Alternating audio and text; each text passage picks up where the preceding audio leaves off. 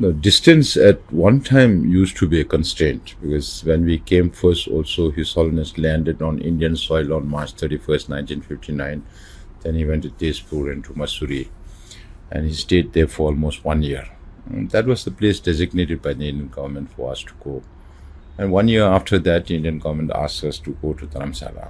So it is calculation from the Indian government side. Even this office, when we first started, it was not easy. The name boards were removed, and then we had to put it back, and all those things. So eventually, it got the name Bureau of His Holiness the Dalai Lama in consultation with the government of India. So for every step that we have to take, of course, we have to seek consent and agreement on whatever move we make. But right now, I would say distance from Dharamsala to here, now there is plane. You can reach in 1 hour.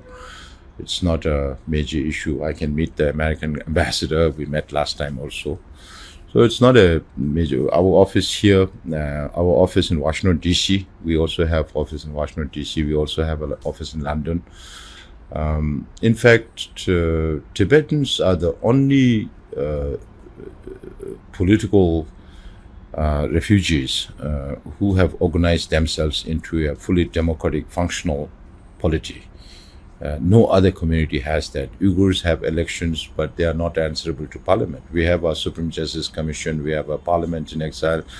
So I'm responsible for the management of these institutions. So we have to spend almost 6 months to manage the institutions, and then spend 6 months to deal with the Tibetan community in diaspora spread across more than 25 different countries, 37 locations in India, 10 different states, two union territories, Nepal, Bhutan, everywhere. So it is a challenge, but we have over the last 65 years built institutions. Now we are into e-governance. We have civil servants. We have more than 600 civil servants. We have 13 offices around the world, which functions like our diplomatic missions. Of course, we have a lot of constraints, both human and financial resources. But despite that, of course, the persona of His Holiness the Dalai Lama had kept the Tibetan issue alive for so long, and it's directly linked to His Holiness persona. So in that sense, we have been a very, very successful community. We are not lacking behind in advocacy or reaching out to countries, because now I've traveled to more than 25 different countries over the last 3 years. I have to travel more. Tonight I'm going to Europe to visit some more countries. So all these things happen. It's not just the distance. I think now the main issue is the strategy. How do you go about reaching out to countries? I keep saying we should know exactly which button to press for which light. We just can't be groping in the dark and work so hard and then feel that there's no result. Then you end up having fatigue. So I'm sorry I'm interrupting you. What I meant to ask was, when I said that a presence in Washington or presence in London, you said that you're already present there. I was talking about scale, sir. Yes. Scale, not a proper quote unquote embassy building, sir. Proper. With a proper ambassador, with a proper, things at a certain level, at a certain scale, like maybe the UK High Commission in India or the Indian High, something of that level, because clearly I think more push needs to be there diplomatically, at least, sir. That's also there, but then there also needs to be political restructuring about their policies on Tibet. For example, UK coined this term suzerainty. You just talk about sovereignty in name, not real sovereignty. So they changed their policy in 2008.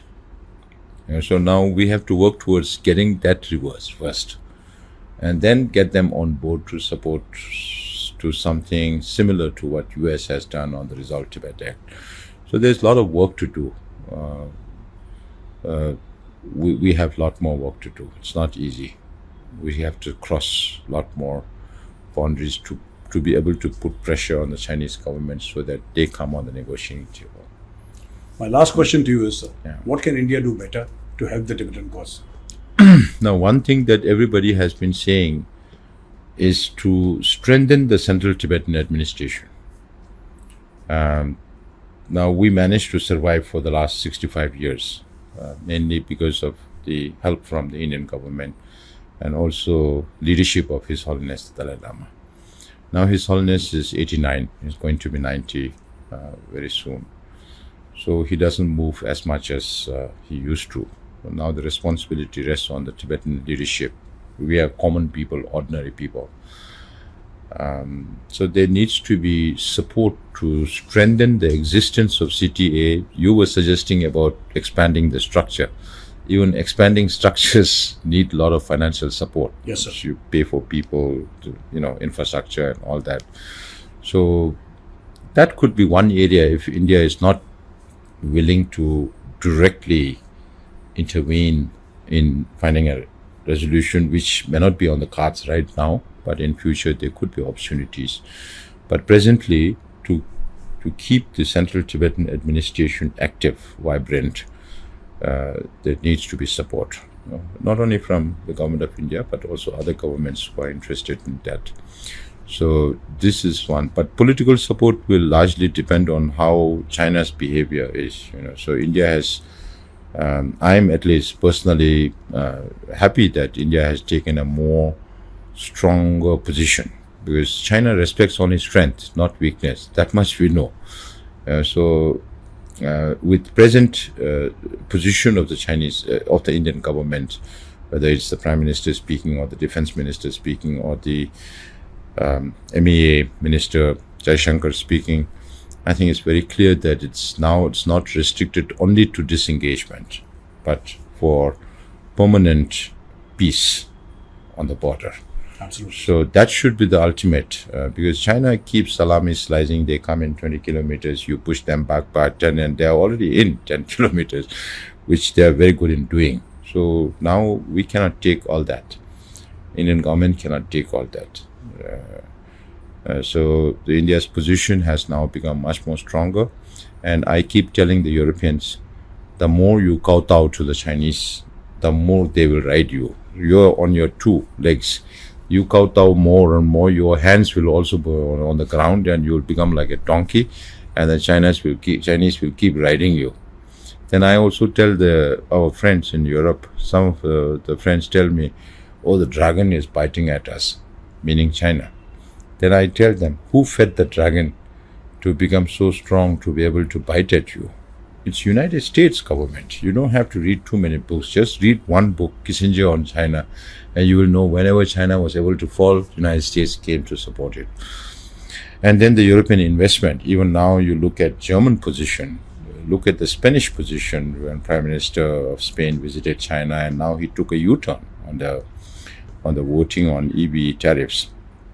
So I tell them, see, you know that the dragon is biting at you now. You know who fed the dragon to become so strong. Now, knowing that the dragon is biting at you, if you still keep feeding the dragon, I think that Yes. lesson also applies for India. If you still keep feeding the dragon, then whose fault is it? Yes. It's not Chinese fault. It's not Chinese It's fault. our fault Yes. that we are giving business and they are attacking us.